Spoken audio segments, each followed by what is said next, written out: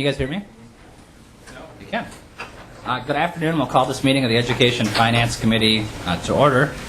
The first bill on the agenda is going to be Representative Cornish's bill. And Representative Woodard moves approval of the minutes dated January 31st. Is there any discussion? Seeing none, all those in favor, please signify by saying aye. Aye. Those opposed say nay. Motion prevails, and the minutes are adopted.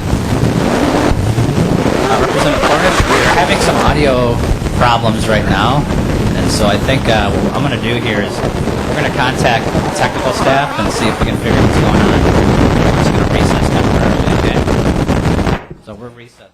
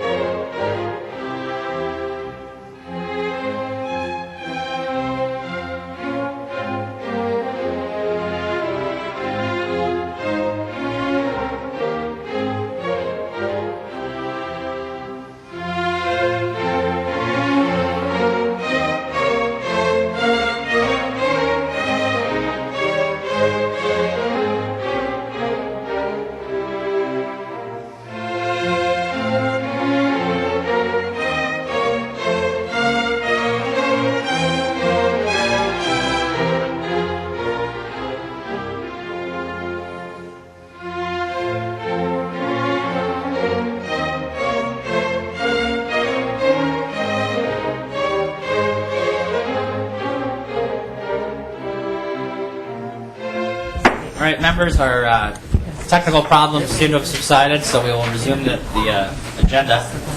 So again, the first item on the agenda is House File 1778, and the Chair will move House File 1778 for possible inclusion in a later bill of our bonding priorities. And we'll begin, Representative Cornish, by having House Research do a brief overview of the legislative history of this technical item, and then we'll move to you for your presentation. Is that okay, Representative Cornish? Sounds good, Mr. Chair. Thank you. Mr. Strong. Mr. Chair, committee members, one first thing before we get to Representative Cornish's bill, in your packet are two sheets stapled together. Fiscal Analysis Department at the top. This is the tracking sheet that Mr. Crow has put together for our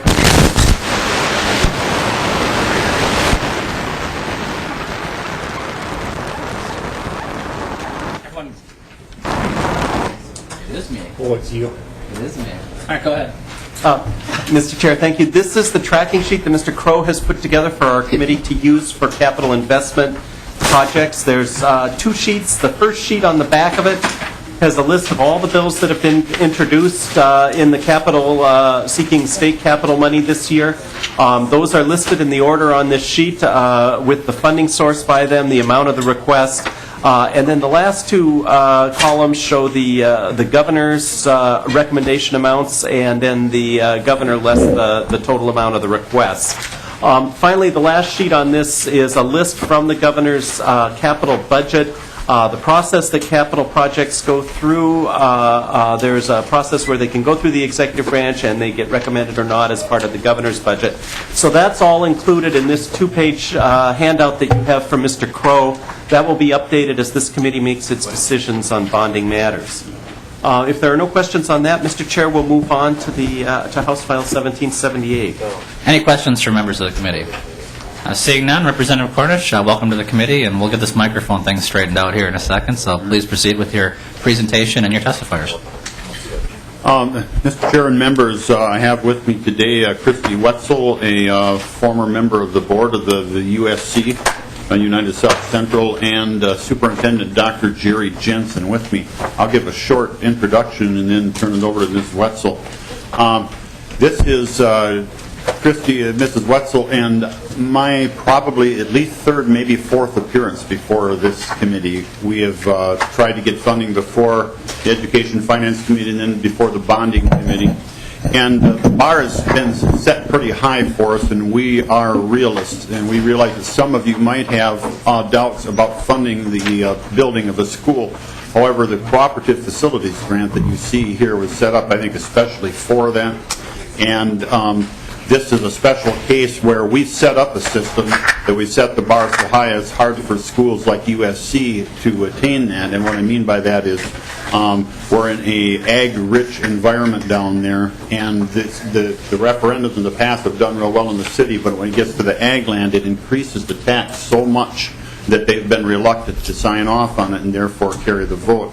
And so what we're coming to you today pleading for is, and I say that because this is about third or fourth time, is money, and we're asking for $20 million to be put into this cooperative facilities grant, the Department of Education, to be doled out, hopefully to USC, and any amount thereof that you decide on actually would really help, because it is our hope to buy down the building cost of this enough to encourage the farmers to sign on, even though it will still cost them some on their taxes. The more money that input we could get from the state would really help. Now, I don't think we'll have to set a large precedent here, because there's specific criteria that you have to get into this cooperative facilities grant, and there's only so much money, and I think there might be only 1 or 2 schools applying for this at the present time.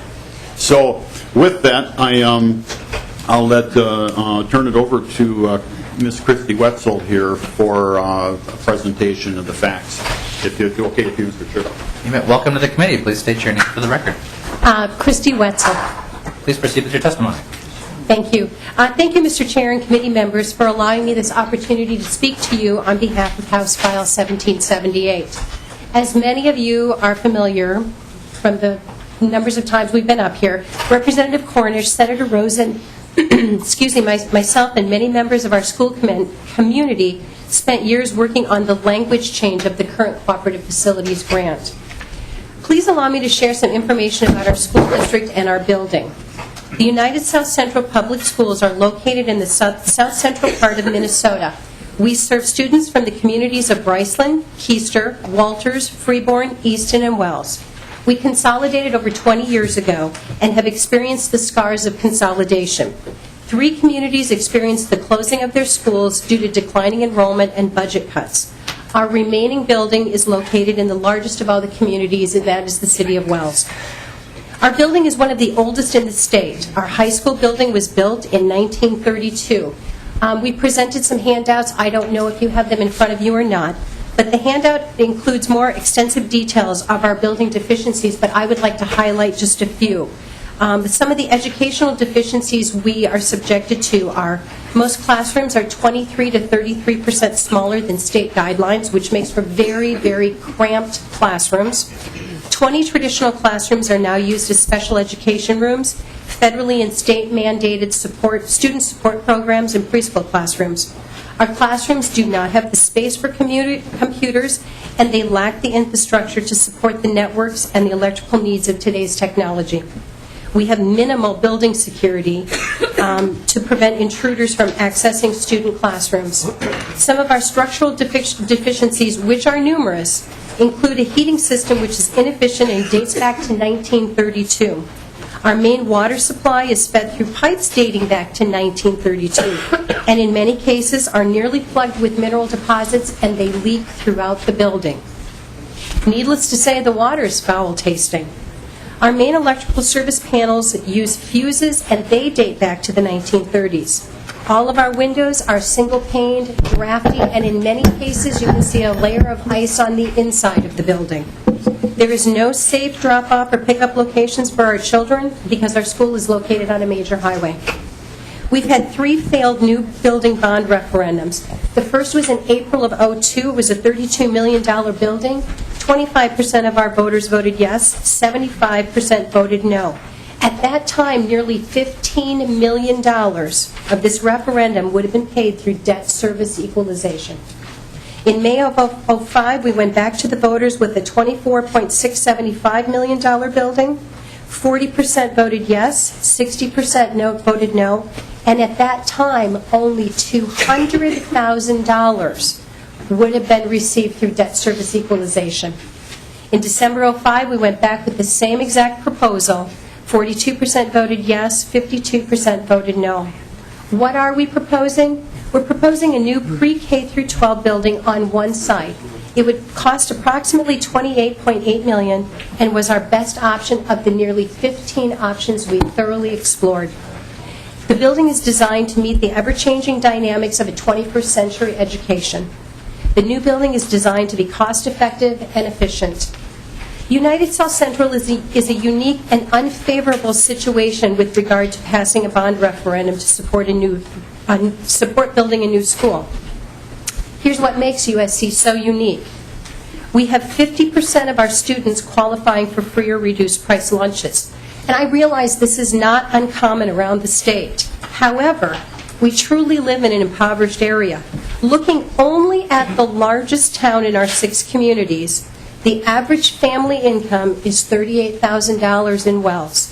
The state average is $55,600. In stark contrast, the average home in Wells is valued at $75,000, and the state average is $200,400. We all know property taxes are what pay for schools. When home values are significantly lower than the state average, so are the property taxes based on their values. If this was USC's only concern, we would still qualify for debt service formula and possibly see state aid dollars to assist in the cost of a new building. But as our housing values have decreased, our agricultural land values have skyrocketed. This is where the dilemma is created. Our ag land values have caused USC to fall off the debt formula, or the formula for debt service equalization, and is not indicative of our communities as a whole.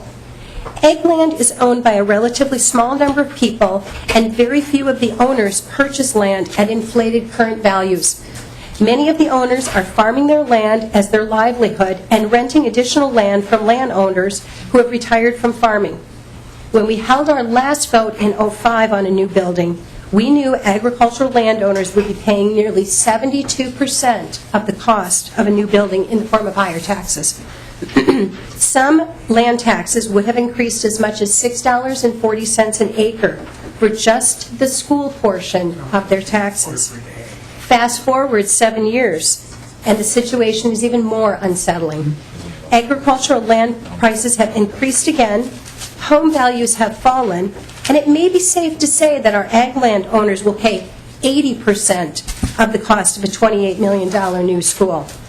Ag land taxes could go as high as $16.49 an acre. That's an additional $1,319.20 on an 80-acre parcel in taxes. 80 acres is not a lot of farmland. We live in an area that exists because of farming, and we have very limited industries. In fact, our school district is the second largest employer in all of our 6 communities. Minnesota's Constitution in Article 13, Section 1, calls for a uniform system of public schools. It continues on by stating, "The legislature shall make provisions by taxation or otherwise as will secure a thorough and efficient system of public schools throughout the state." This is truly a bipartisan issue. It's about kids. The $20 million outlined in House File 1778 would allow us the opportunity to build a school and level the playing field in regard to the small number of ag land owners and the taxes they would pay. It's an opportunity to provide our students with a building that is uniform in regard to schools throughout the state. In fact, to many, it would appear modest. I have enclosed in your handout the blueprint of the proposed new school, the tax impact information, remodel options we explored, and the costs associated with it, and pictures of our current facility. I encourage you to look through the information we've provided. I am confident that approval of House File 1778 and the funding of it would tip the scales and allow USC to finally build the school building our students deserve. I implore you to examine the situation and support House File 1778, helping USC to build a safe school, empowering our children with the tools necessary to prepare them for success for generations to come. With the generous help of representatives like yourselves, USC will be able to provide a building to meet the needs of children receiving a 21st century education. Thank you so much for your time and attention, and I do welcome your questions. Thank you very much. And again, members who have been in this committee before are familiar with the issue of adjusted net tax capacity, and as the testifier laid out, how within one jurisdiction, the increase in ag land is factored into that measurement of property wealth that is used for debt service equalization. if members of the committee wish, we can have Mr. Strom or Mr. Crow talk about that a little bit more. Otherwise, hopefully members are familiar with the equalizing factors and how those differ from facilities compared to operating levies. Representative Cornish, did you have any additional testifiers? Dr. Jerry, he didn't want to testify, but just here to answer questions. Just their questions, Mr. Chair. Super. Are there any questions from members of the committee? Representative Anderson. Thanks, Mr. Chair. And I sympathize with your situation, but just wondering what your student population figures look like now and into the future. Mr. Chair, Representative, right now we're sitting at 600 pupils, K-12. We're experiencing some enrollment decline that's running through the district. However, we are somewhat unique in that throughout the consolidation process, we ended up having about 200 of our students enroll elsewhere.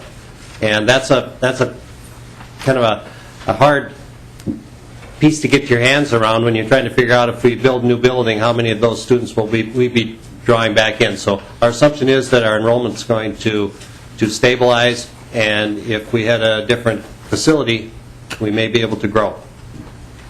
Representative Cornish. Yes, and if I might add that another school within my legislative district, Lake Crystal Welcome Memorial, had been in a similar situation, tried time after time to pass a referendum. Finally, they built a new school, and now they're having numbers of new students and the students coming back. It really improved the atmosphere there. So I think the same thing would happen in USC. Any other questions from members of the committee? Representative Dietrich. Thank you, Mr. Chairman. I, too, sympathize with your situation, but it's one of the unfortunate things is when we have depended on the local property taxpayers to pay for building.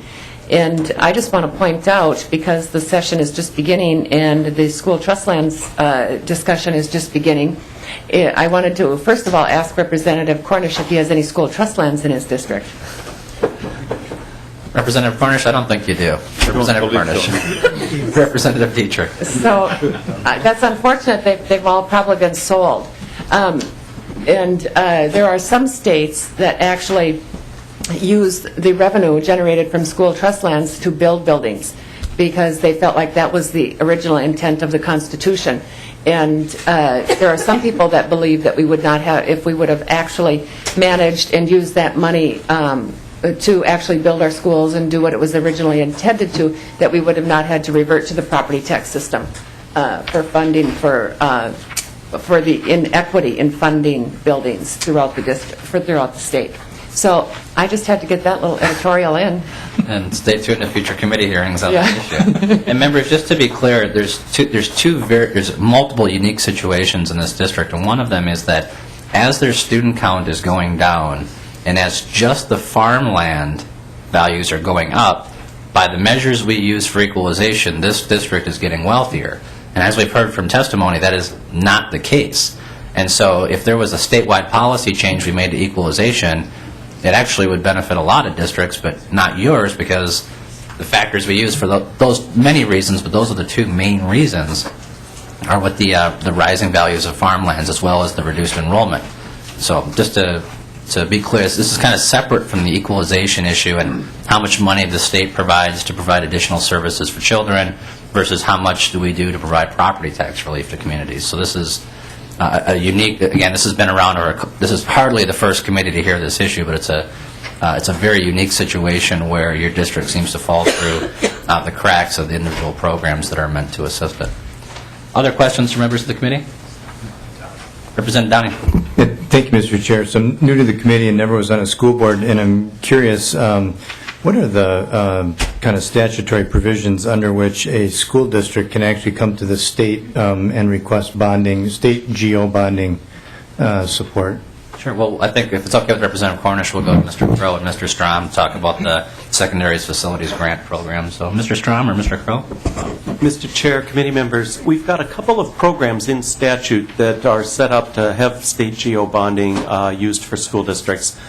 This bill is under the one called the Cooperative Facilities Program. And this program was created back in the 1980s. The goal of the program was to help districts that were consolidating to essentially give them a carrot for building a new facility. It was originally designed as a secondary program. There were 5 groups of districts that got grants under the program. Those grant amounts back in the 80s and early 90s ranged from $6 to $8 million for the secondary facilities. A few of those were out Representative Anderson's way with the Minnewaska School that was built for Glenwood, Starbuck, and Villard. And then also the Grant County districts got together with that. Down by the United South Central School District, the Blue Earth School District received a cooperative secondary facilities grant.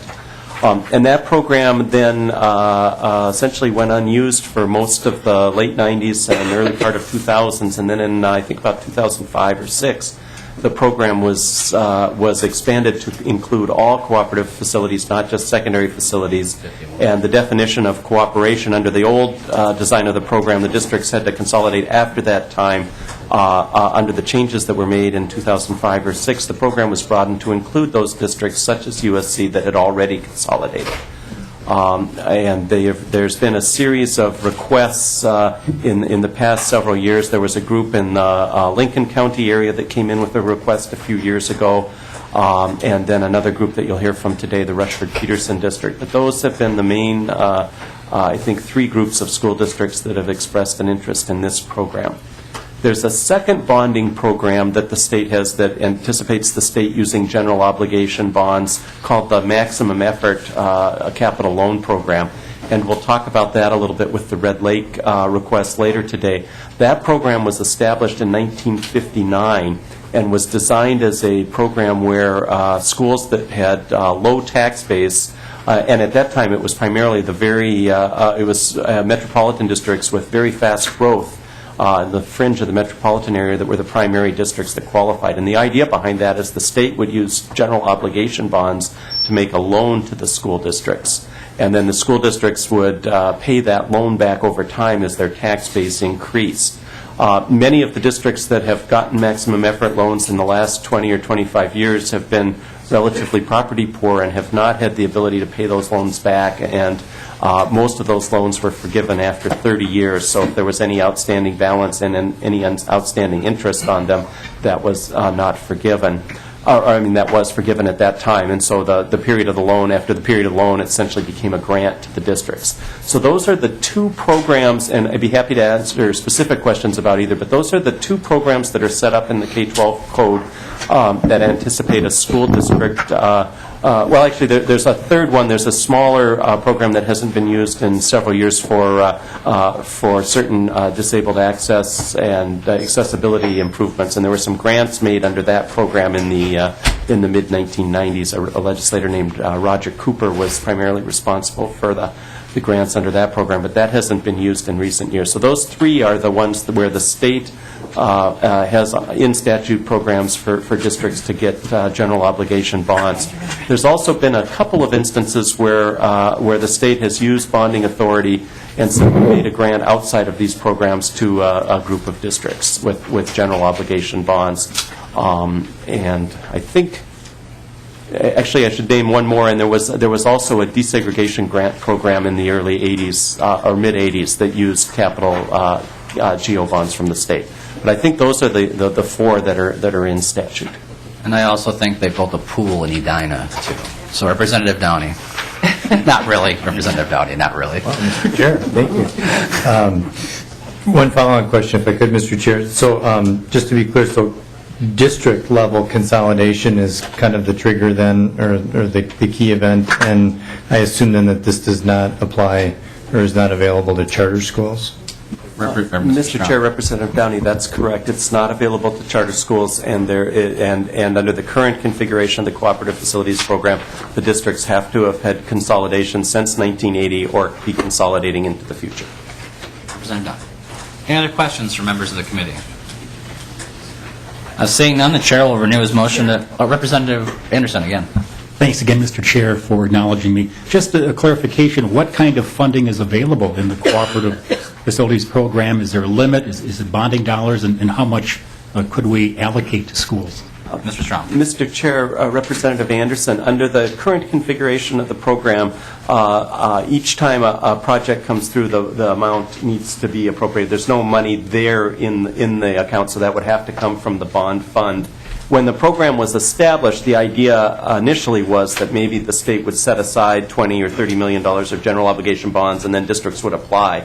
But the way it's really turned out is that districts bring a proposal to the legislature, and if that's approved, then the bond authority is approved at the time.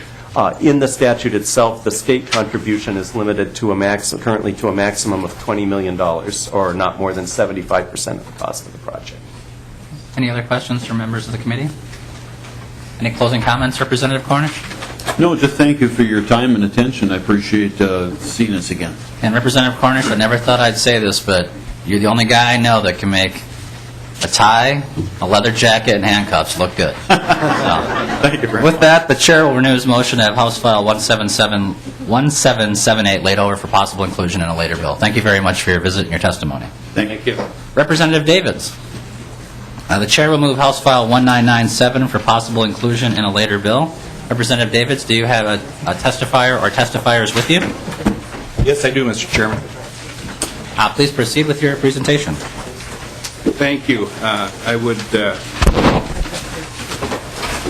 first of all, I'd like to thank the committee for hearing House File 1997, which is the Rushford-Peterson School District. It's a request for an appropriation of $20 million from the Cooperative Facilities Grant. Just a brief history, then I want to have most of the time spent with the superintendent and other folks from the city of Rushford, or the Rushford-Peterson School District that are here to testify.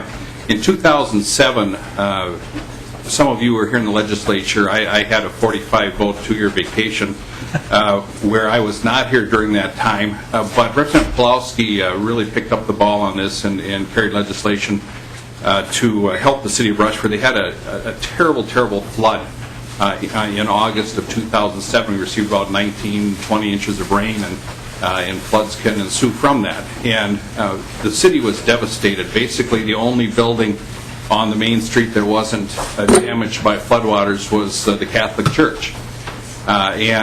So there was extensive damage to the school, and ever since then, the school board and superintendent and local officials have worked very hard to try to put this together to consolidate basically 2 buildings into one and have a new facility for the Rushford-Peterson School District. So with that, I would like to turn it over for a presentation from the Superintendent Chuck Ehler, and I'll turn it over to him. Welcome to the committee, sir. Please state your name for the record. Thank you. My name is Chuck Ehler. I'm the superintendent at Rushford-Peterson Schools. Chairman Graflow, we would like to start, and members of the committee, we would like to start this presentation by a short video, so if you would please pay attention to the monitors. Thank you.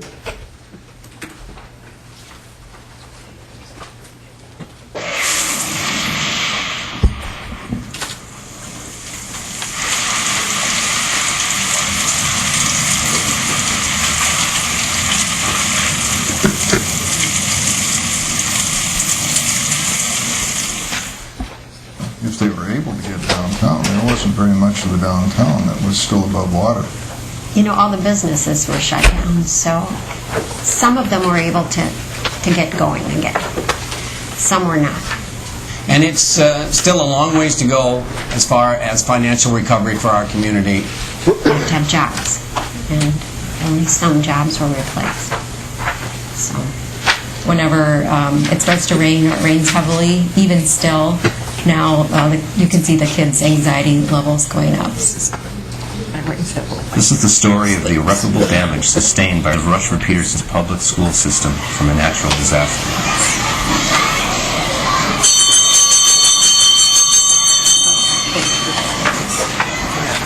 Part of the building has wood pilings, and all of the building is built on a foundation of sand.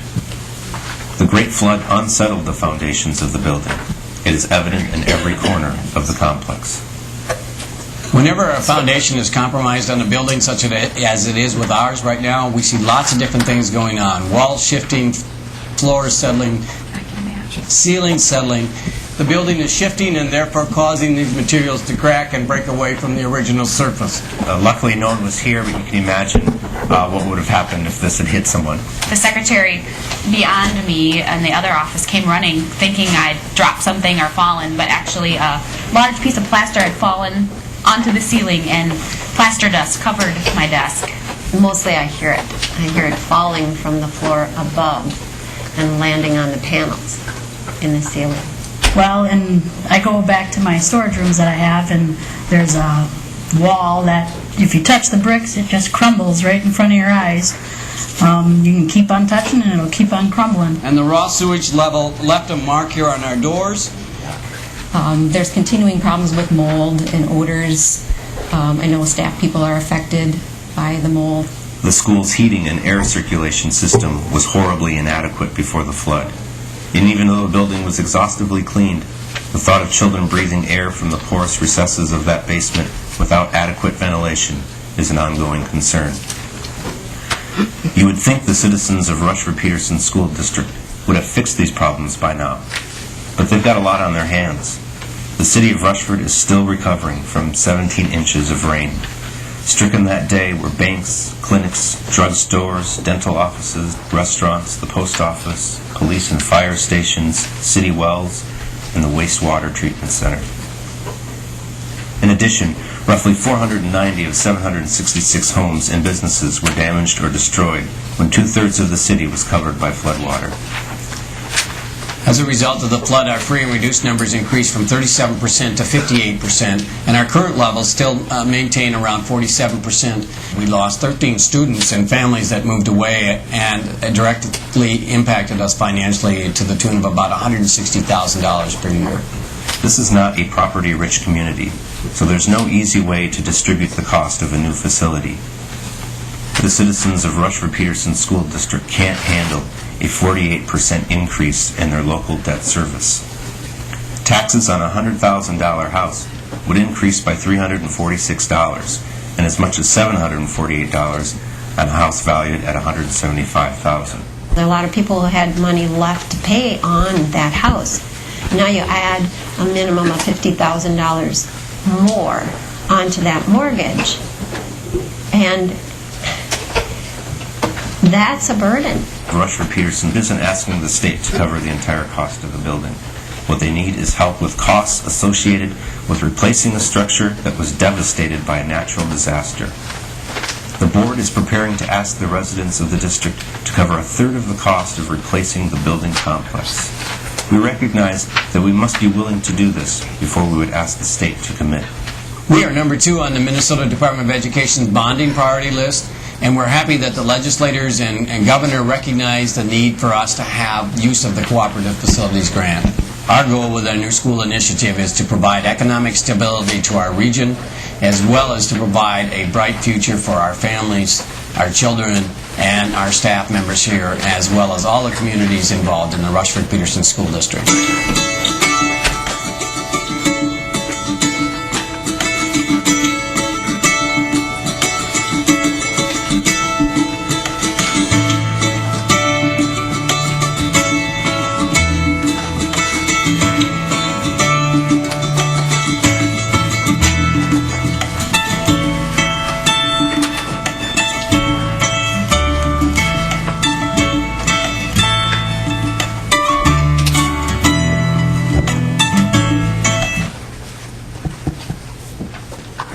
Thank you. And Representative Davids, the information we have is the governor did not include this in his bonding recommendations. That's correct. The Department of Education, I think it was number 2 on their list, okay. But it was not included by the governor. Okay, thank you. Please proceed with your testimony, or testify, Joe. Chair Grappolo, if I may, and committee members, if I may, I'd like to introduce who else is here today assisting with our presentation. I have Angela Colbinson, our board chairperson. I have Brad Hoynes, who is a business person and parent from Rushford as well. I have Gary Benson from ICS Consulting, who we've been working with since day one and was instrumental in helping us put things together. Gary Olson of Ehlers & Associates, our financial, and from ATS&R, Dean Beninga, So all of these individuals are here, and they've been instrumental in helping us move our project forward. Again, I want to take this opportunity to thank you for hearing our story today. As the video clearly pointed out to you, we have a compelling need at our school district.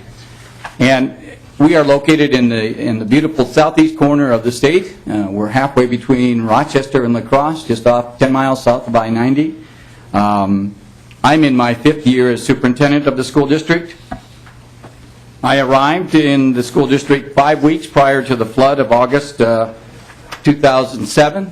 And as many of you may have heard, that was a 500-year flood, supposedly. But I had the opportunity to endure firsthand the impact of that natural disaster. And we're still dealing with the impact from that disaster. At the time, no one really realized what was, we could see everything on the surface, but we really didn't know what was taking place underneath. And now, as our building, as we clearly pointed out in the video, begins to move and shift, we're beginning to understand that there were some things that were taking place underground as well as above ground. Our school suffered nearly $1 million in damage, in property damage as well as building damages. And today, as I pointed out, we're experiencing some foundation and structural issues as well.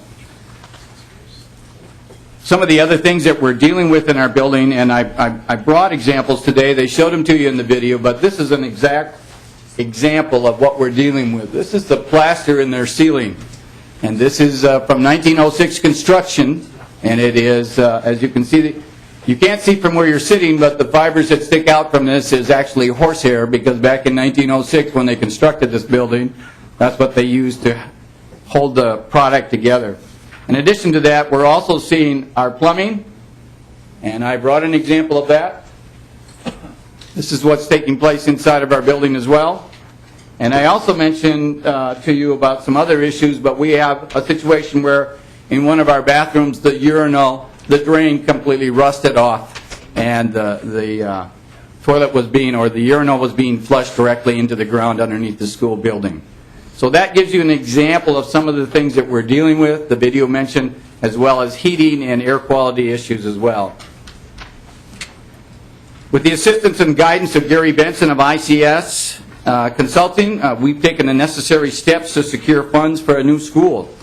And thanks to their direction, we worked with a community task force made up of 30-plus members, and thanks to their input, their recommendation back to us was to pursue a new early childhood through 12 building. We currently have 2 facilities. We have one located in Peterson that houses our middle school, grades 6 through 8, and then our main center that is located there in Rushford. The Rushford building contains early childhood through 5th grade as well as grades 9 through 12. So the recommendation from that committee was to proceed and looking at all avenues to proceed with seeking the funds and the necessary steps to secure a new facility for our community. As was pointed out to you already, the Cooperative Facilities Grant is in place. It's a part of the Minnesota statutes, 123A.442, and it does allow the legislature to include this in the bonding proposals, can fund up to $20 million, but not to exceed 75% of the entire project. Our projected costs are in the neighborhood of $29 million. And if that were to be approved, we would have to go out and seek a $9 million approval from the local referendum. What does this mean for our school district? If we were to try and fund the entire project, the impact for our community would be a 48% tax increase. Even if we were to be fortunate enough to get the $20 million and still have to go out and seek a $9 million referendum, we would be facing a 17% increase. We simply do not have the tax base or the capacity to support full funding of this special project for our school districts. I have Gary Olson from Ehlers & Associates here today to verify any data, any questions that you may have in regards to the information that is provided to you today on our informational sheets. And Gary has been working with us as well as with Gary Benson of ICS, and we have looked at all different avenues and all different programs, and there are simply no other options that we can see that are viable for us to move forward with our project.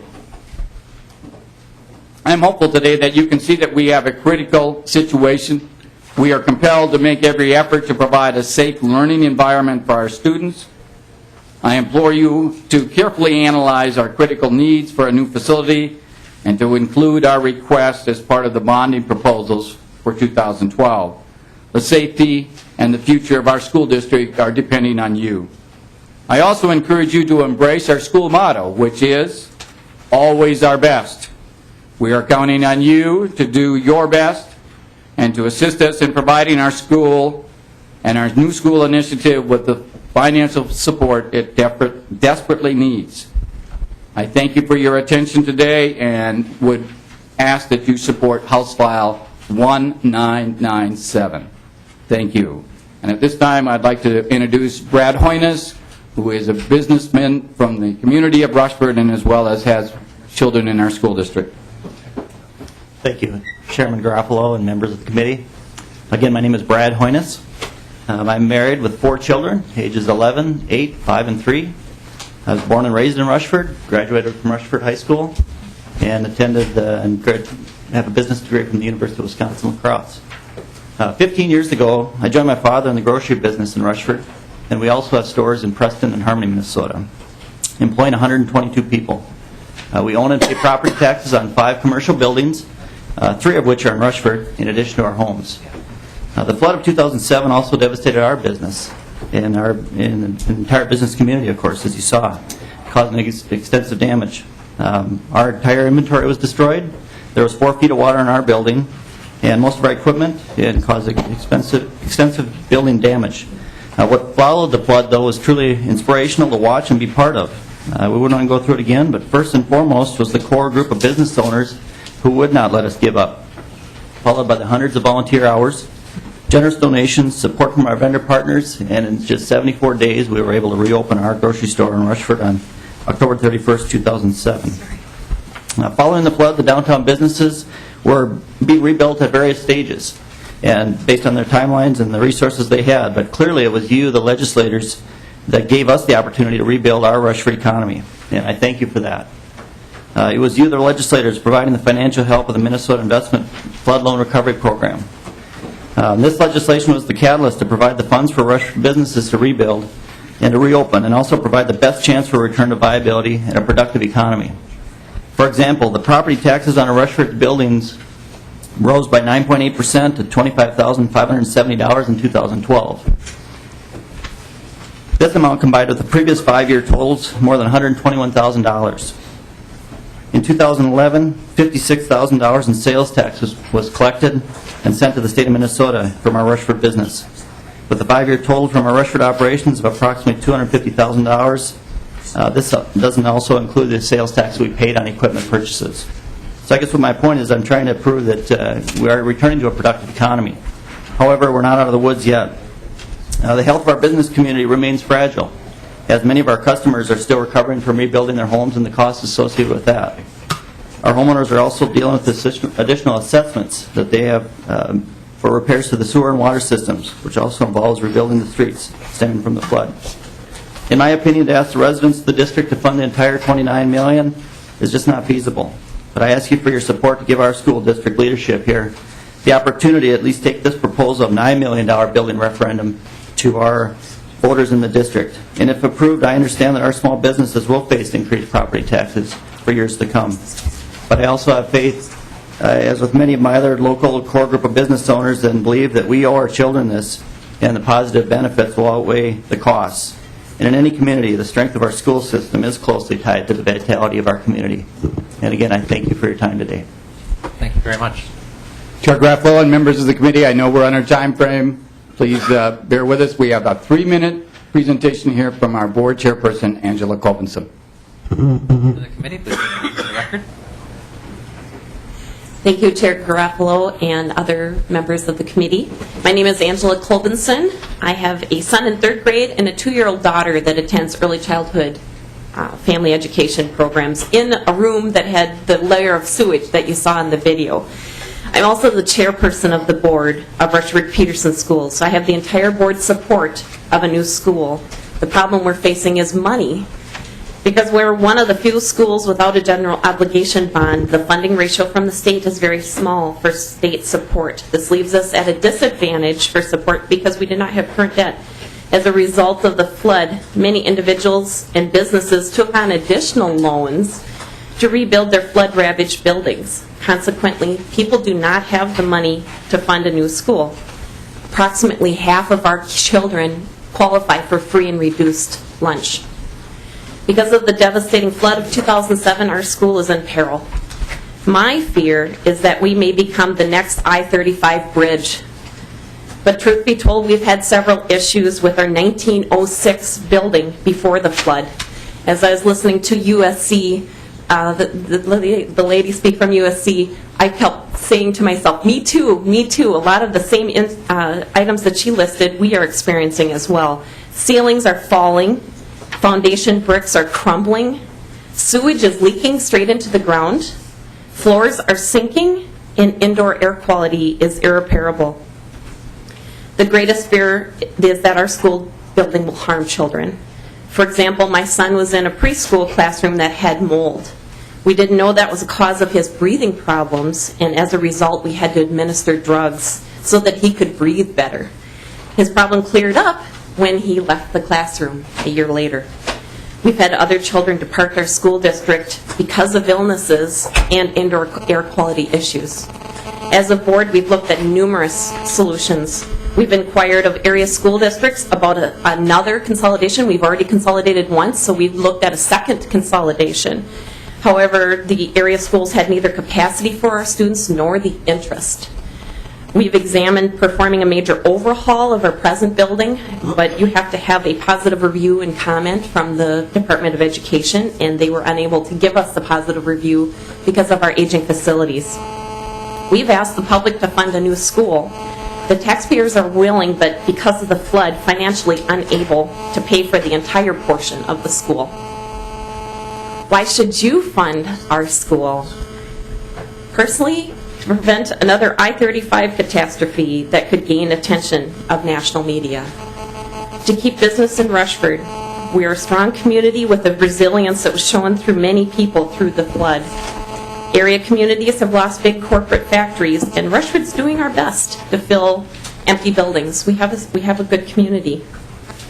We have an excellent school with great teachers. Our kids are polite, respectful, have good sportsmanship, and because of the flood, they have had more challenges than most adults have experienced in their lifetime. We meet all the criteria of the Cooperative Facilities Grant, and it is a basic necessity to fund education for all kids. It is one of the most important investments you can contribute to. Chairperson Garofalo and other representatives, thank you very much for your time, and thank you in advance for your consideration. Thank you very much. Members, any quick questions from the committee? Representative David, any closing comments? I would just like to thank you, Mr. Chairman, and the committee for your consideration. We would really appreciate your support on House File 1997. Thank you. With that, the chair will renew his motion to have House File 1997 laid over for possible inclusion in our bonding priorities. Thanks very much. Thank you, Mr. Chairman. Thank you. Representative Fritz. Happy anniversary, Representative Fritz. The chair will move House File 1794 for possible inclusion in our bonding priorities. And Representative Fritz, you have an A2 amendment. That's yours, correct? Yes. So the chair will move the A2 amendment to put the bill in the form that the author would like. Any discussion on the amendment? Seeing none, all those in favor, please signify by saying aye. Aye. Opposed, say nay. The A2 amendment is adopted. Representative Fritz, to your presentation. Thank you, Mr. Chairman. Excuse me, and members, again, thank you for all of the support that you've given to us, the State Academies for the Deaf and the Blind that are located in Faribault, Minnesota in the past. And again, we are here at this time with our proposal that the amendment that you just added, along with the other 4 proposals that we have, that we are asking for in this bonding session. And we are in the governor's recommendation, and very grateful for that as well. And today, to explain these briefly, I have the administrator of the Minnesota State Academies in Faribault, Linda Mitchell, and I'm going to hand it over to her. She has a brief, some comments on all 4 of our proposals and the school itself. So thank you. Linda? Thank you, Representative, and welcome, Ms. Mitchell, and please state your name for the record. Good afternoon.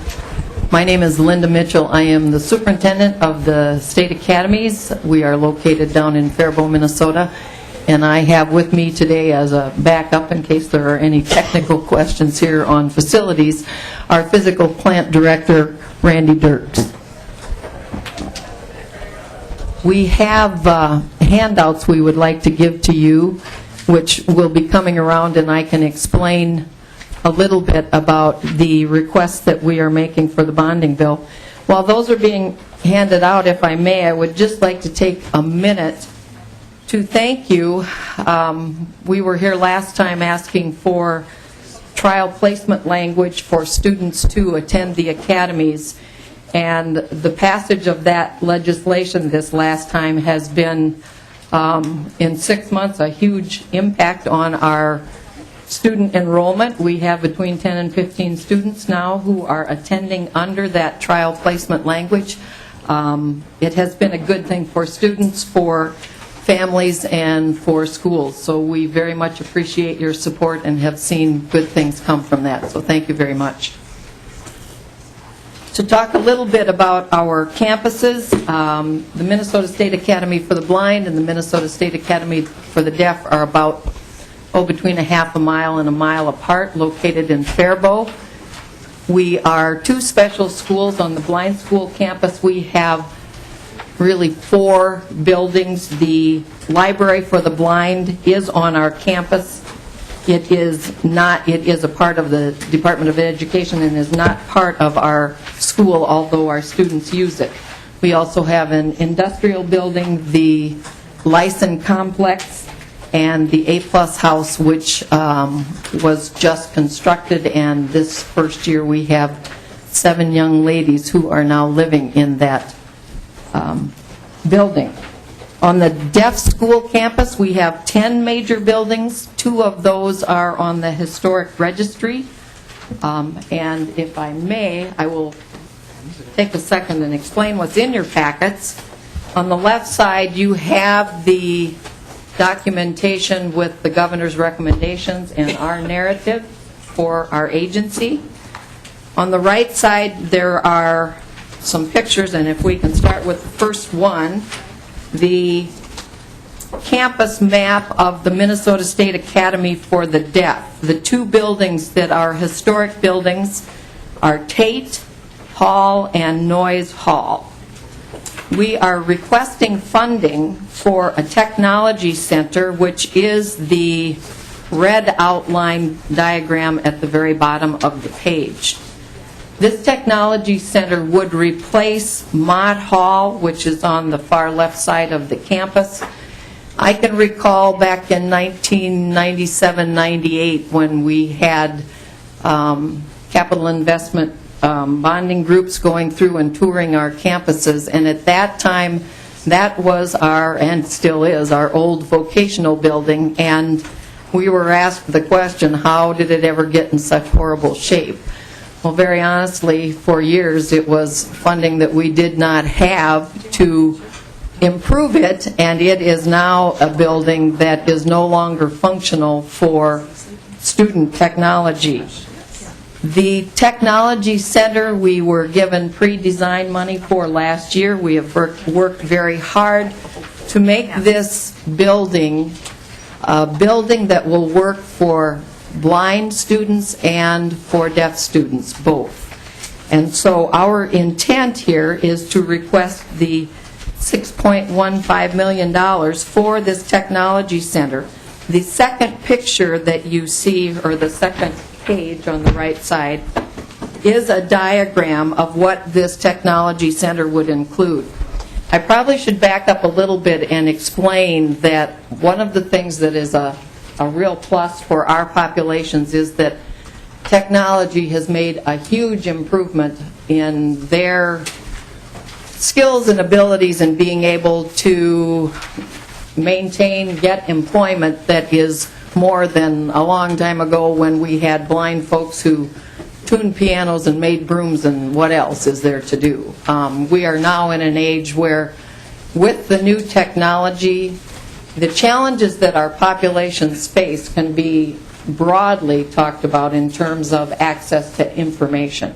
How that happens in a classroom now for blind students where we have screen readers and computers with JAWS access has leveled the playing field so that they really are able to access information at the same time as their sighted peers. The same is true for people who are deaf. This is a great time to be a deaf person when you can text anybody, because that was something that a long time ago there was a TTY that was as big as this desk, and that was the only way you could talk to somebody on the phone. Well, those days are past, and so now we have other challenges, which include those of having to take those sidekicks and BlackBerries so kids aren't texting each other in the middle of the night, but that's a different kind of problem.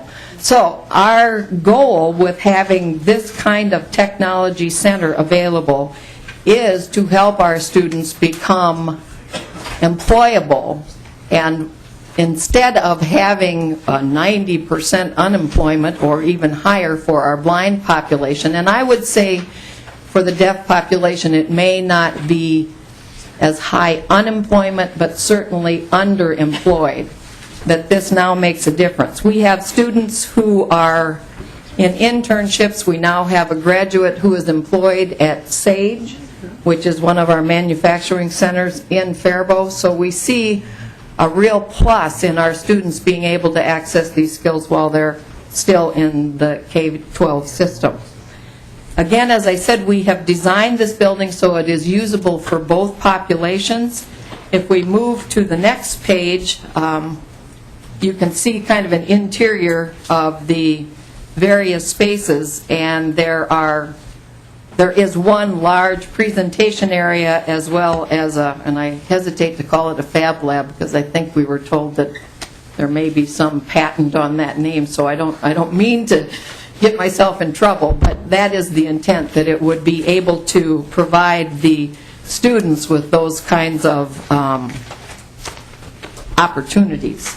The last picture that I have included for our technology center, and I bring this out because we're not being frivolous with money, and the reason that we have this big sort of, it's like a hotel, the drive-under carport thing, is because we have a real issue which we have found out, especially on the blind school campus. So many of our kids are in wheelchairs or are moving slowly with physical disabilities that we need a place to get them out of their vehicles and into the building without being out in the rain and the snow. That has been a huge problem on the MSAB campus. So it isn't just for looks. There's a real purpose that this is there. Having said that, we also have asset preservation money, and I believe in your packet from the governor's budget, I can direct you to page 6, and you can see the listing of asset preservation projects. We don't seem to run out of roofs and buildings and sidewalks and things that need repair, and we have a couple of large old stone buildings that need tuck pointing, and here's where I know enough about this to be dangerous, but I know that's something that needs to happen. And so unfortunately those are ongoing expenses. I guess if anybody has any questions about that, I would refer them to Mr. Dirks here. Our third request, and this is a little complicated, but Frechette Hall is the boys' dorm on the deaf school campus and is a building that really is one of the newer buildings on campus, but one of the most poorly constructed. Some of you have toured that more than once and seen that while it was a design of the times back in the late 60s, it is certainly not a design for deaf people.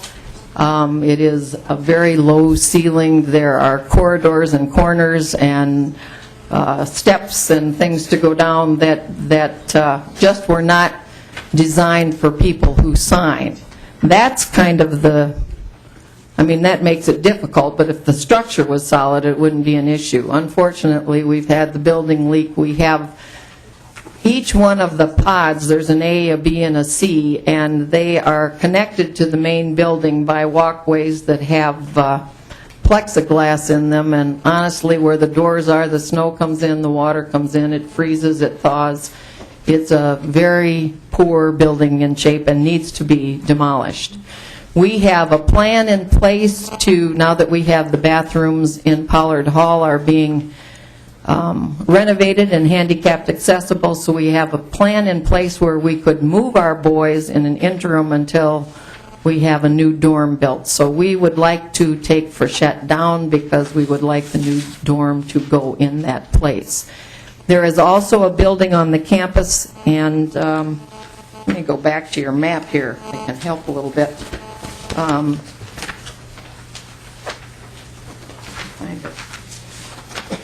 On this one, there is a number 3 that Frechette is the one that would be demolished, that is the dorm. The other one is called the laundry building.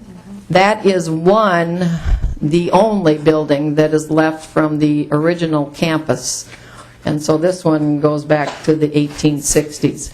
Very honestly, right now there's nothing in it but junk. There were years ago we put a new roof on it. It needs to come down. I suppose if we tried to use it, I don't even know what we'd do. There's asbestos in it, and it is no longer a usable space. So those are the 2 projects that we are asking for demolition money, that they be removed. Number 4, there is a 4 north of the gym in this picture. That is the parking lot. And as we talk about our campus, you see there's an inner circle here called Olaf Hansen Drive. That inner circle is the main play area where there's a softball field. It's where the students spend a lot of their time when the weather is nice. That is also the place, and the only place really, that we have for parking. When our gym was built back in the 1930s, there obviously weren't so many automobiles that was an issue. Right now, there is no place to park. And again, if this was just a parking issue, I wouldn't be bringing it up, but our issue is also tied to safety. And what happens is, because the buildings are all around the outside and the students are playing in the middle, and we have parallel parking that goes around that circle. But what happens is that, of course, kids don't pay any attention to that, so there is always the danger of our kids who run between those cars back and forth from the dorm to the play area, etc. And the problem is that they're deaf, so they don't hear car horns, they're not paying attention. This is where they live. Our goal is to try and get traffic out of this inner circle. And right now on Shumway Avenue, while it is not on this picture, we own the land that Shattuck uses to drive into their campus, and their road is already there. We would be coming off of Shumway over to where number 4 is for parking, so that when we have all these vehicles on campus for sporting events in the gym, they would not be coming in through that circle, and we would be able to keep them away from where the kids are. So that's number 4. Our last request is an A-plus house, and I do want to call your attention. I put a little folder in, or a little pamphlet thing in here. This is the A-plus house. This is what you gave us money for last time, and we now have students living in the A-plus house on the blind school campus. This was the unique collaboration with our local South Central College. This was the carpentry class that has been building houses in Faribault for the last 40, well, this one was 44.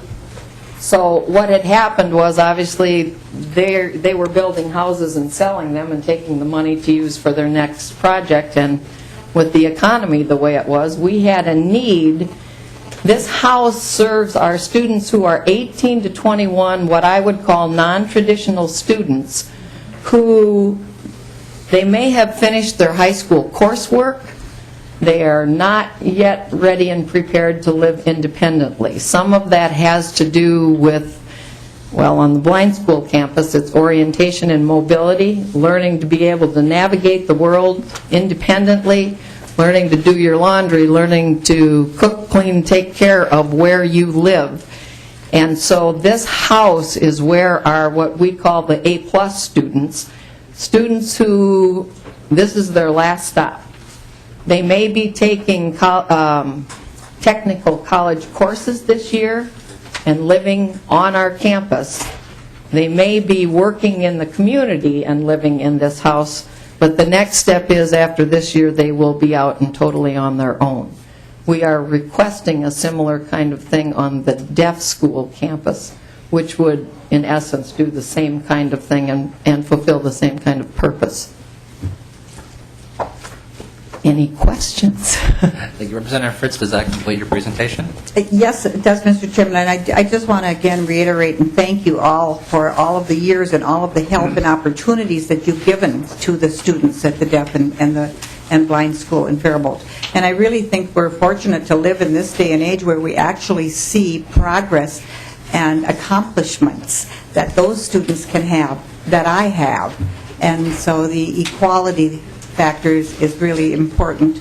And then again, it's jobs. And what Ms. Mitchell said is, if ever there was a good time to be deaf, I guess it would be at this time when everything is texting and dexterity and being able to participate in life fuller as they are. So again, thank you for those opportunities, for these living skills and these living areas that you've given to them. But of course, many are old and deteriorating, and we want to continue to provide for them. And again, thank you for all of the years of help, and we ask that we continue this. Any questions from members of the committee? Representative Dabney, then Erickson. Thank you, Mr. Chair and Superintendent Mitchell. I appreciate the description you gave of the laundry building and its usefulness, but when you said it dated back to the 1860s, it does beg the question of, is there a historic preservation issue that could crop up there with the age, just the age of the building and the historic nature of the academies? To testify? I'll give you my opinion, and then I will also I'll let our physical plant director respond. And I do have to say that is one of the things that it's not that this has not been discussed. I'm going to say 20 years ago, because I was at the academies as a teacher before I got into administration. The deaf community wanted to make it a deaf cultural center. If you look at its location, quite frankly, when you come into campus, and Randy's physical plant really hides it, you can't see it. It's not a large building. There was a time when they did not want it to come down. I think I've been back to the, folks 2 or 3 times and said, okay, are you sure now? Are you sure? And as much as we would like to do that, somebody would have had to do a lot more 50 to 100 years ago to make it possible. So, yes. And I think that pretty much answers it. And again, we invite all of you to come anytime to tour and to see these buildings. And there are 2 historical buildings on the campus now that are designated. So I think that should suffice, I would hope. Representative Erickson? Thank you, Mr. Chair. And Ms. Mitchell, what happens to Mott Hall once you do your project? I'm smiling because he's right here. The power plant actually is right next to Mott Hall, and what this is going to provide, because admittedly the structure is solid, it's not going to fall down, it is not usable for education. However, we would like to be able to move his carpenter out of power plant and move it next door, so that space is going to be utilized by the maintenance folks. Any other questions from members of the committee? Mr. McHenry, I had a quick question on the recommendation. Can I come down for a sec? I'll just ask it as you're coming down. The agency lists asset preservation as the #1 priority, but they only fund it at 1/3 of its level, but the second priority is funded at 100%. Can you perhaps give some context to us on why that is? I don't think it's fair to ask Representative Fritz or that.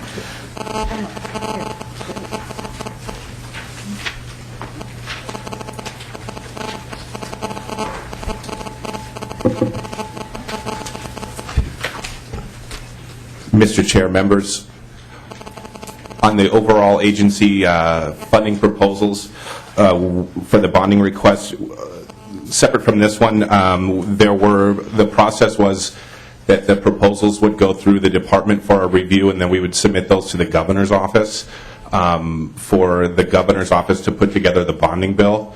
Through the three that came through our agency that were listed, it was the Red Lake facility. It was the number 2 was the Rushford-Peterson facility, and number 3 was the library bonding proposal, and those were not included in the governor's bonding proposal. Okay. I got my personnel mixed up. Is there anyone from the governor's office here to comment on that? Sorry, I know you're with MDE. No? Representative Erickson? Thank you, Mr. Chair. And Mr. McHenry, before you leave today, would you speak with the gentleman at the door, Mr. Heller, about an issue he has with print disability, and he'd like it included in the governor's language? Thank you. Thank you, Mr. McHenry. Thank you. So any other questions from members of the committee? Seeing none, with that, the chair will renew his motion to have House File 1794 as amended laid over for possible inclusion in the bonding priorities. Thank you, Representative Fritz. Good to see you. Thank you. Representative McFarlane.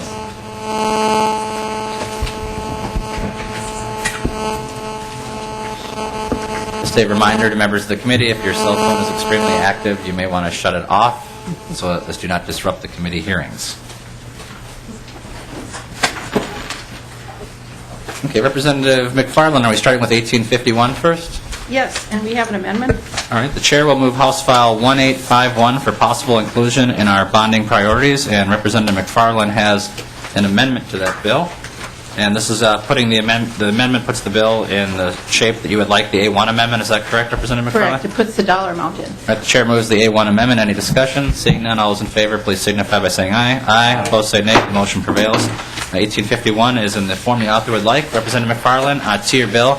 And if you could, please try to be brief in both presentations. We still have Representative Winkler, and if we get lucky, Representative Hancock. And Welcome to the committee. I have 2 bills today, too. So. Yes. Okay. We'll be brief but impactful.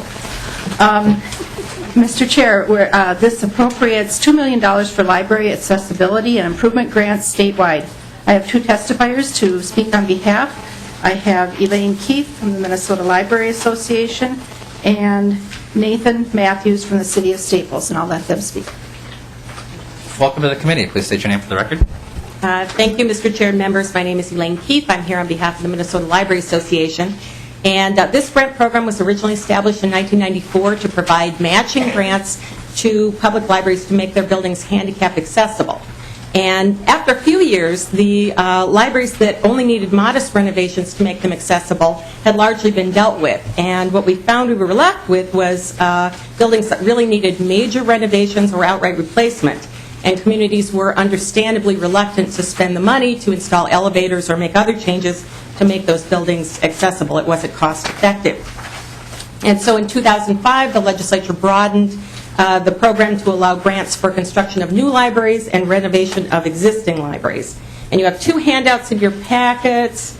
They look like this. One is a list of all the construction grants that have been granted since 2005. And then the other is a longer 8-page document that lists all of the accessibility grants that have been granted since 1994.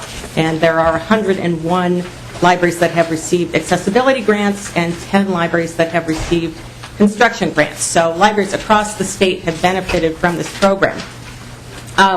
You can also see on these documents that although the required match is 1-to-1, state to local dollars, the actual local match has been almost $7 for every dollar of state money that's been provided for accessibility, and a little over $8 for the construction grants. So there really is a substantial local effort going on there. Despite the success of this program, we still have a lot of older library buildings in the state that have significant problems and that need either major renovation or outright replacement. The Department of Education estimates that about 1/3 of our library buildings are still not fully accessible. Library service has changed significantly since a lot of these older library buildings were built. Many of these older buildings don't have room for public access computers. children's programs, young adult study and research, or to accommodate new technology. And the need really is statewide. The last handout I'm going to refer to is this blue document, which lists the potential applicants for the next round of grants should we receive funding in the 2012 bonding bill. And you can see that, again, it's libraries from across the state that are very eager to apply for these grants. I do want to mention, too, process-wise, that in the past we've had a handful of individual libraries that have received funding directly in the bonding bill. If you go back 10 or 12 years, you would probably have 12 to 15 individual bills that would have been introduced and referred to this committee with requests for funding for individual libraries. We felt strongly that having individual libraries come to the legislature for funding was not the right way to do this, that it made more sense to have a competitive grant program. That was the fairest way to do this, and so this program was broadened, and we have succeeded in convincing libraries that they should go through that competitive grant program. So I think that that's a really good thing, and we hope that you will continue to fund this. Lastly, I want to emphasize that public libraries are not just a local resource, that typically in public libraries, they serve residents from well beyond the borders of the cities and counties that provide the funding for those libraries. Your library card from your public library is good at almost any public library in the state. And it really is just your gateway to a statewide information system. And that's why we think it's appropriate for the state to participate in helping to keep our public library facilities up to date and able to serve the needs of the public. And now I'd like to turn it over to Nate Matthews, since he drove down from Staples. Welcome to the committee, sir. Please state your name for the record. I'm sorry, we have one more handout. You can have the... Good afternoon, Mr. Chair and members of the committee. My name is Nate Matthews. I'm the City Administrator of the City of Staples. I printed off about 10 handouts. I didn't have any idea how many people were here, so sorry about that. I testified to this committee in the spring of 2008 to request the opportunity to apply for funding from the State Library Accessibility Improvement Grant Program. At that time, our library was in the basement of an old Muni hospital, which was constructed in the 1930s. The main entrance to that library was the ambulance ramp, an unloading zone. The library itself was the prior emergency room of that hospital, cafeteria, and the old hospital morgue. Don't ask me how that met code in 1930, having a cafeteria and a morgue together, but it did. The library facility was moldy, dingy, dark. Our roof was leaking. The basement flooded in the springtime. And the facility was an energy pig. As you can see, some of those photos we have, that's the old hospital on the front page there. Not surprisingly, members of our community formed a group called the Staples Friends of the Library to provide grassroots assistance to myself and the City Council to help research grants and options for a new facility for our community and area. In the fall of 2008, we were awarded one of these competitive grants of $420,000 from the state Minnesota Department of Education to help our City Council leverage those construction dollars needed for the library.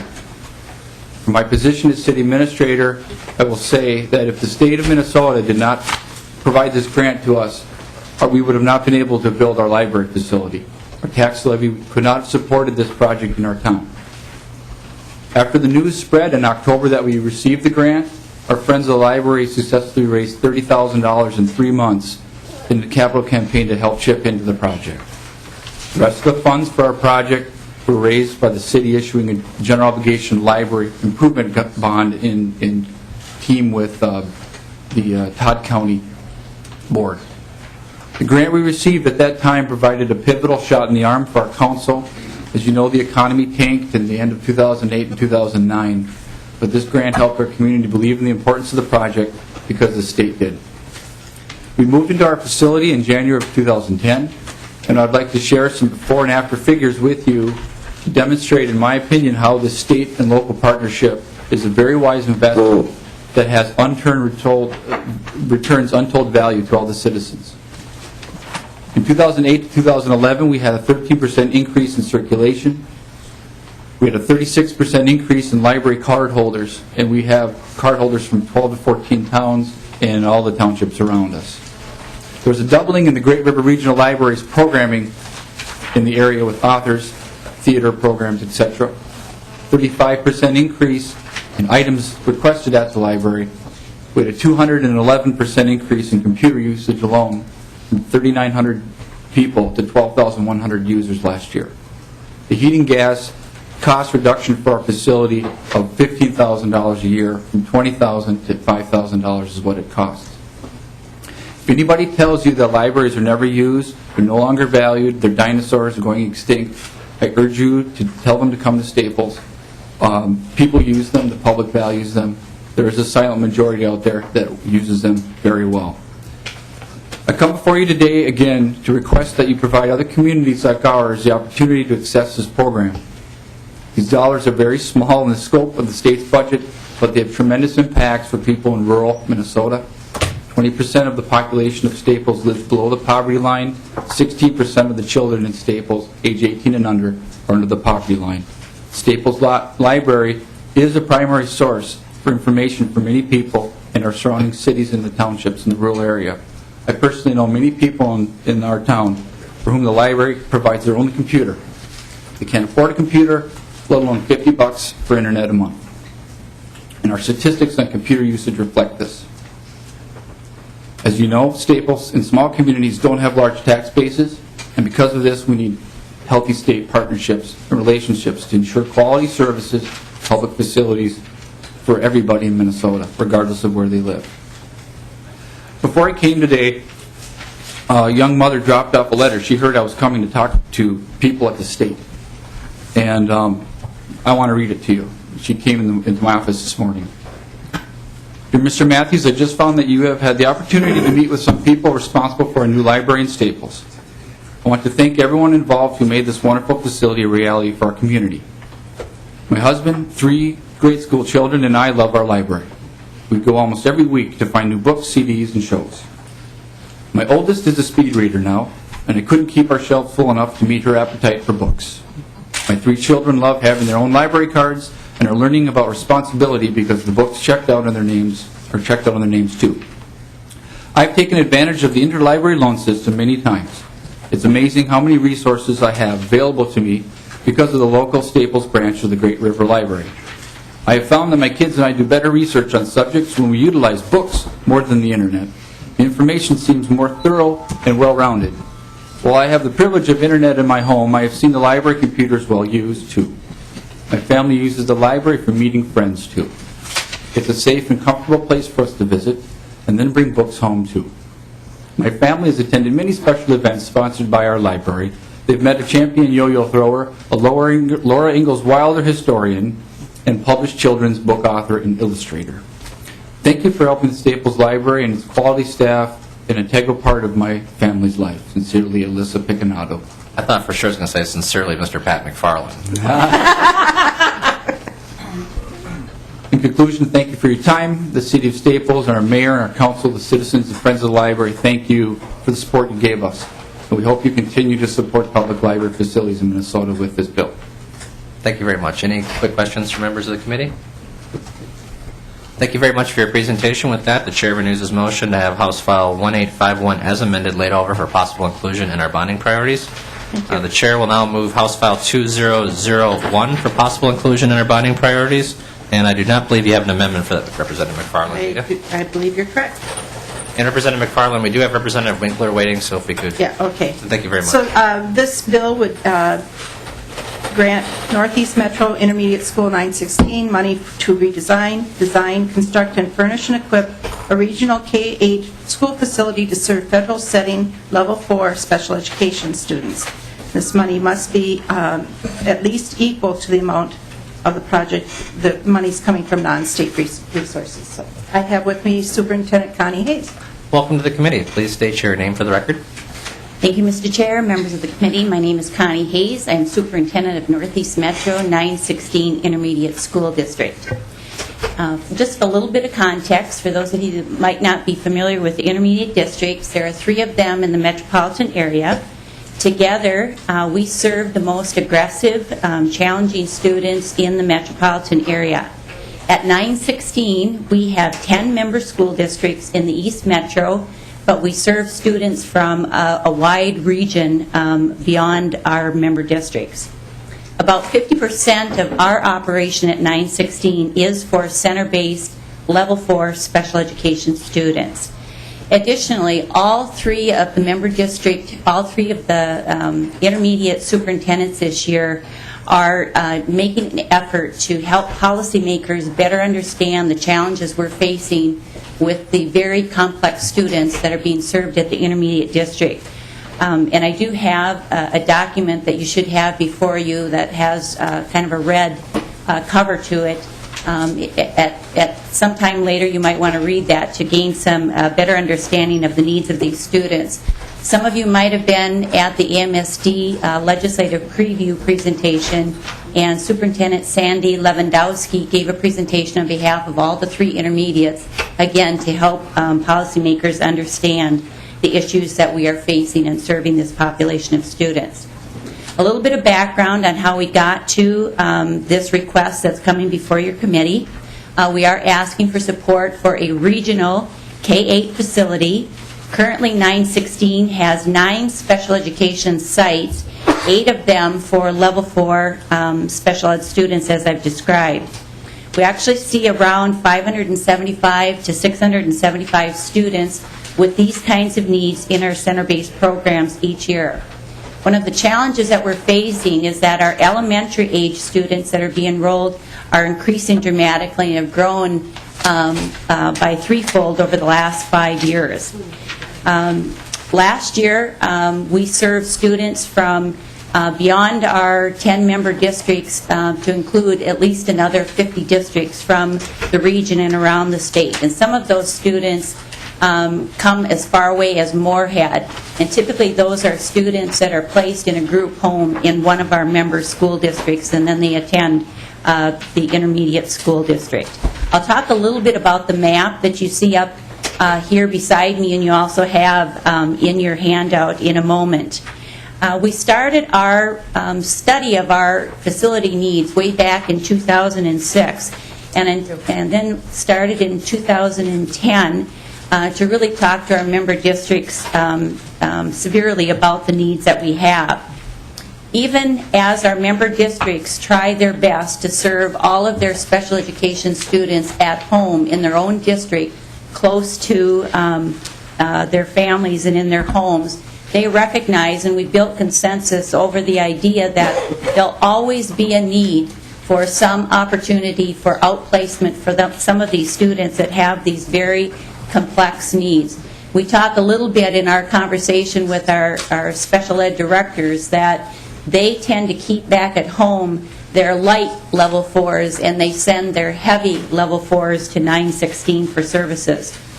In 2011, we developed consensus with our members for a 3-step plan.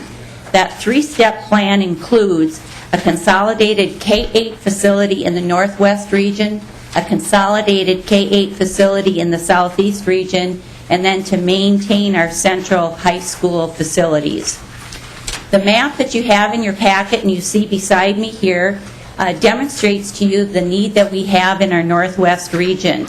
The boundaries around the colors that you see on the map represents all of the 10-member school district boundaries.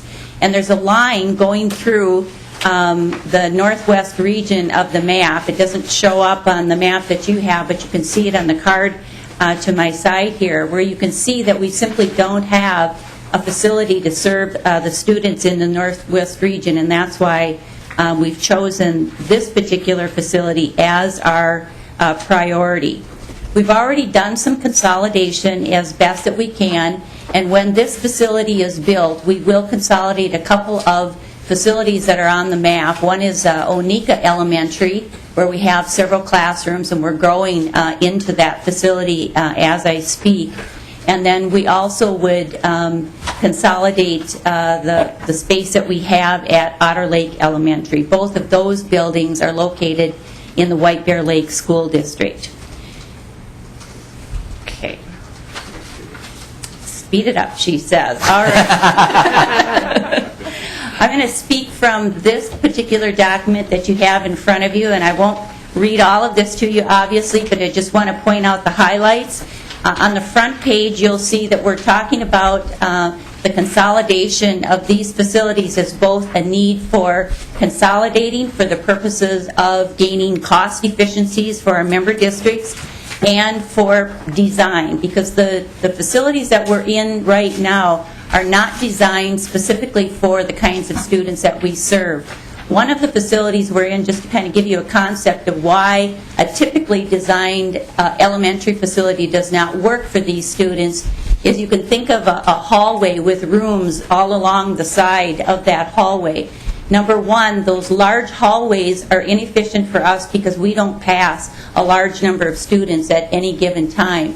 The other challenge for us is that when one student from one of the classrooms goes into a crisis with their behavior, that student ends up going out into the hallway. The adults that are with that student follow that student, and then the other students in the classrooms nearby start to become dysregulated with their behavior. Other adults have to come to help that student settle down, and now we've got almost a whole facility that's going into crisis and with students that are dysregulated. So we need a unique design that will allow us, when a student does go into crisis, to quickly move to an area where the appropriate staff can help that student become greater regulated with their behavior and return back to their classroom. The second page of this handout lays out for you the request that we have before you. We have a request of about $7 million for a total facility of about $15 million.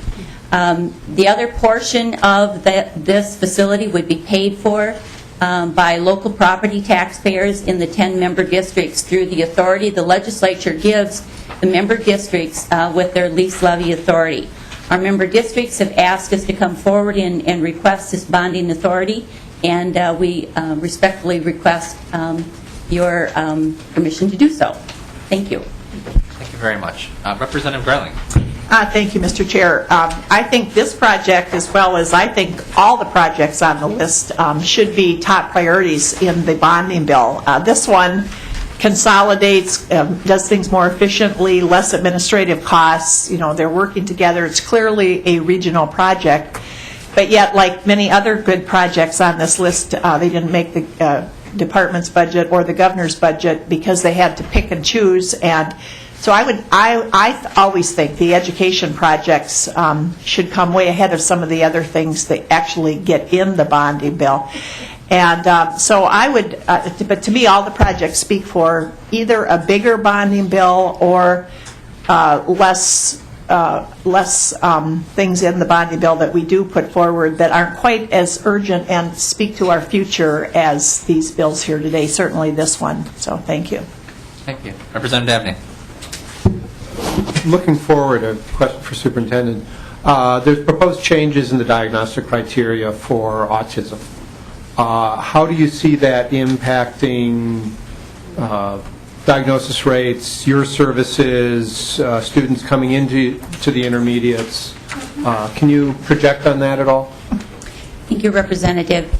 We don't feel that any change in that criteria is going to impact the number of students that come into our program. The criteria will probably impact those students who would be potentially diagnosed on the other end of the continuum. We really see the very far end of the continuum. Thank you. Representative Flom. Thank you, Mr. Chair. Noticing two things in here.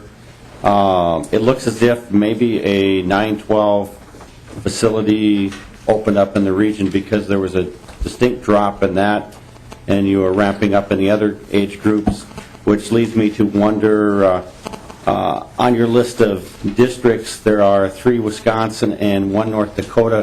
What sort of reciprocity, and has there been a shift in regional facilities? Superintendent. Thank you, Representative. Regionally, the districts that are close by and can bus students into our facilities are really looking very hard to find a placement for these kinds of students that have these complex needs. In terms of reciprocity with the state of Wisconsin, for example, any school district that is not a member of 916 has to pay what we call an access fee. So for the tuition and fees that a member would pay, A non-member has to pay an additional 22% above and beyond that to help cover all of the overhead costs that the members pay for. Representative Pop? Any follow-up from members of the committee? Representative McFarlane, any closing comments? No, I just hope you consider this. Thank you. Thank you. And with that, the chair renews his motion to have House File 2001 laid over for possible inclusion in our bonding priorities. Thank you, Representative McFarlane. Thank you. Representative Winkler.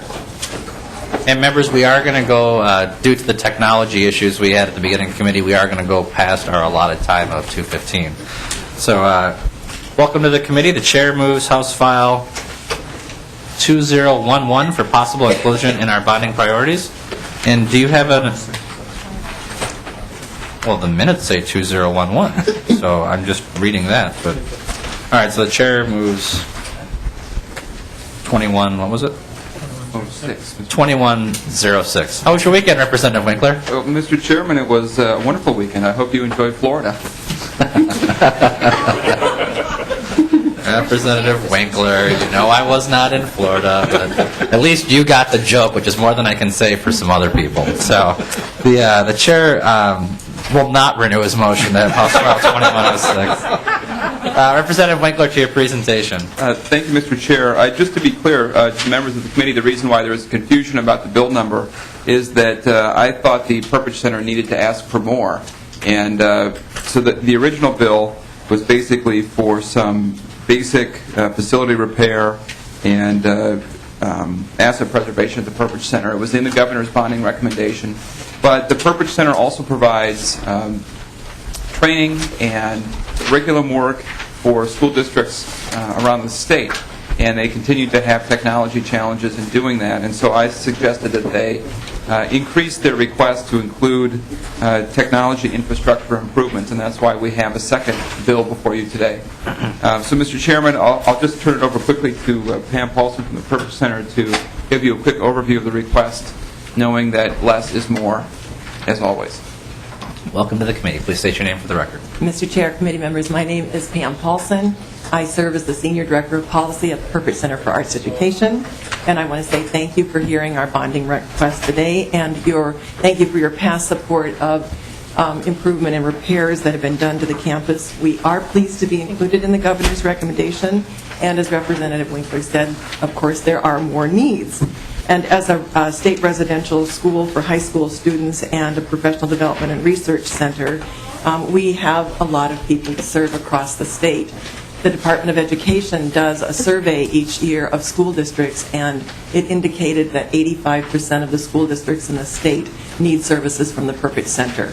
And so we're now trying to figure out how to do that partly electronically through digital means, as well as using the campus and visiting sites across the state.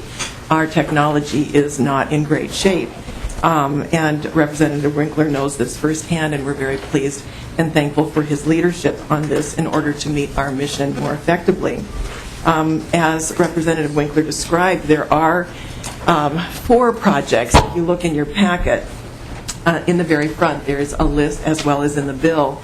And they're described fairly completely, the 3 of them that were in the initial bill. But the technology for $1.1 million, I thought you just might need a little bit more information about that, because we do get an appropriation from you, from the legislature each year, but we are not able to levy any additional dollars for things like technology or operating funds. We cannot levy any additional money, nor have we been eligible for any of the technology funds that have flowed from the Department of Education, because those go to school districts, and we're a state agency. So we're sort of in a pickle. We don't get funds in either direction. And we are charged to be innovative, and we are charged to be out on the cutting edge to help school districts, as Representative Winkler said, with curriculum and instruction and assessment. And we are now behind, and we need to catch up. In fact, we need to get back to leading and trying to connect with the teachers and the students across the state to improve education. We are actually looking forward to the consolidation with OET in the hopes that it will create greater efficiencies and more timely attention to technology. Carolyn Parnell, who's the new Chief Information Officer at OET, visited the Perpich Center last week, and is aware of this request and understands the need for it. So just a few quick examples of what this IT would include. It would include things like upgrading and adding a cooling system to the mechanical room where we'll be housing servers. And the infrastructure, it includes building a backup system. We do not have a backup system right now for our servers. It includes attention to a phone system, which I actually can't describe in very much detail to you, but I just know that we're out in Golden Valley, and our system is not really connected or compatible very much with the state system of which we are supposed to be a part. And then, of course, having a residential program for students, we need to upgrade our security, including cameras, which have been continuing to malfunction. And there's just a whole host of this kind of infrastructure that we would really appreciate your attention to. And I forgot to tell you that Mike Zabel is next to me if you have detailed questions. He's our Director of Finance, and he can help answer those. Mr. Zabel, did you have any additional comments you'd like to offer? Mr. Chair, no, not at this time. Thank you. Thank you. Representative Winkler, does that conclude your presentation? Yes, Mr. Chair. Any other questions for members of the committee? All right. Mr. Chairman, I'd just like to point out that we didn't go over your 215 timeline, so I hope the committee will remember that when they consider it. Very good. The chair will remember that you falsely claimed I was in Florida this weekend. So with that, the chair renews his motion to have House File 2106 laid over for possible inclusion in our bonding priorities. Thank you, Representative Winkler. Thank you to the testifiers. Members, that concludes our committee hearing. We'll be here tomorrow, same time, same place. This meeting is adjourned.